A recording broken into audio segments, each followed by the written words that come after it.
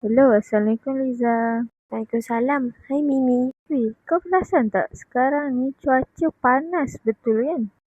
Panas betul musim sekarang ni. Aduh, aku stres betul dengan kulit aku ni. Sangat lemah. Cepat kering. Aku tak tahu nak pakai produk apa untuk bagi kulit aku ni tak cepat sangat kering.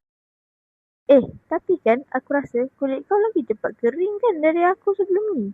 Kau pakai produk apa bagi kulit nampak sihat ni? Aku pakai produk moisturizer The Original ni. Susah sangat dengan kulit aku. Walaupun kulit aku ni sangat kering, tapi senang nak menyerap dalam kulit aku.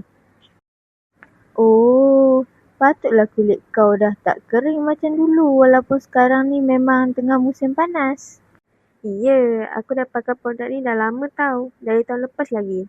Selepas aku salah pilih produk dan kulit aku makin kering.